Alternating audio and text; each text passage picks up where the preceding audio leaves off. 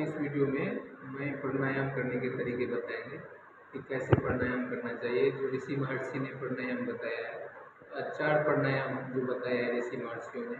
सबसे पहला प्राणायाम होता है बाह्य प्राणायाम। बाह्य प्राणायाम वो होता है, सबसे पहले प्राणायाम क्या होता है ये समझ लीजिए कि प्राण पे जब हम आयाम करते हैं उसको हम प्राणायाम कहते हैं। प्राण को रोकने को आयाम मतलब रोकना, उसको हम प्राणायाम कहते हैं। ये 4 प्रकार के ऋषियों ने बताए।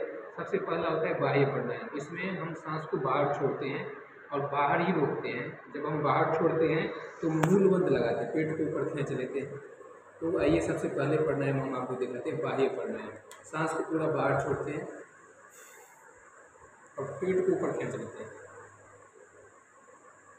और तब तक हम रोकते हैं बाहरी सांस को जितना हमारे अंदर सामर्थ्य हो। इसको हम बोलते हैं बाह्य प्राणायाम। तो फिर ऐसे एक बार देख लो, सांस को बाहर छोड़ के पेट को ऊपर खींच लेते हैं। पेट को ऊपर खींचने को मूल बंद बोलते हैं और फिर सीधे रहते हैं। जितनी देर तक हम पेट ऊपर करे रहेंगे सांस का आप रोक पाएंगे बाहर उतना देर तक। तो ये तो हो गए बाह्य प्राणायाम। दूसरा प्राणायाम होता है अभ्यंतर प्राणायाम। इसमें हम अंदर सांस को भरते हैं, पहले पेट में फिर छाती में और फिर पेट को ऊपर खींचते हैं मूल बंद, और जालंधर बंद बोलते हैं, टोडी को अपने छाती में लगाते हैं। तो आइए दूसरे प्राणायाम आपको मैं दिखाता हूँ, अभ्यंतर प्राणायाम। इसमें हम सांस को पहले पेट में भरते हैं, फिर छाती में और फिर जालंधर बंद लगा देंगे और पेट को भी ऊपर खींच ले, उसको मूल बंद बोलिए। तो ऊपर वाले को जालंधर बंद, फिर जितनी देर तक सामर्थ्य हो हम अंदर सांस को रोकते हैं।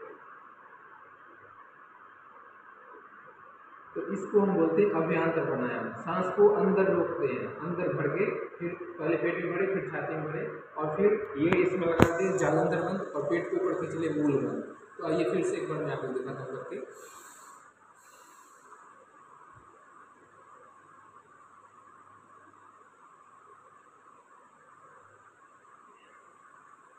जितना सामर्थ्य उतना देर तक आप रोको और फिर धीरे धीरे छोड़ दो। ये 2 प्राणायाम हो गए। पहला था बाह्य, दूसरा था अभ्यंतर। और तीसरा प्राणायाम होता है बाह्य अभ्यंतर। इसमें हम सांस को अंदर ले जाते हैं, बाहर छोड़ते हैं। प्राण को हम बीच में, नाक के बीच में रोकते हैं, तेजी से सांस ले जाते हैं अंदर और तेजी से बाहर छोड़ते हैं। जैसे कि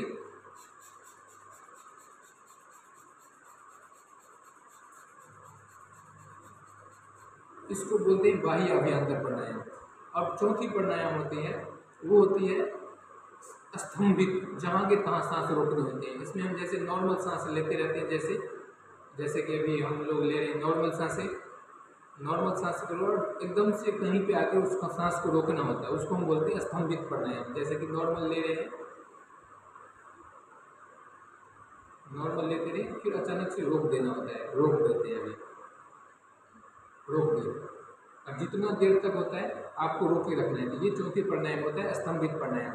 ये चारों प्राणायाम करने से आपका शरीर जहाँ बलवान बनेगा, निरोग बनेगा, वैसे आत्मबल भी बढ़ेगी और मन में जो विकार रहते हैं, चित्त की वृत्ति भी हो जाएगी, उसका भी निरोध हो जाएगा। ये काफ़ी अच्छा प्राणायाम ऋषि महर्षियों का है और ये मैंने सत्यार्थ प्रकाश महर्षि दयानंद जी का लिखा हुआ जो ग्रंथ है उससे बताया। धन्यवाद।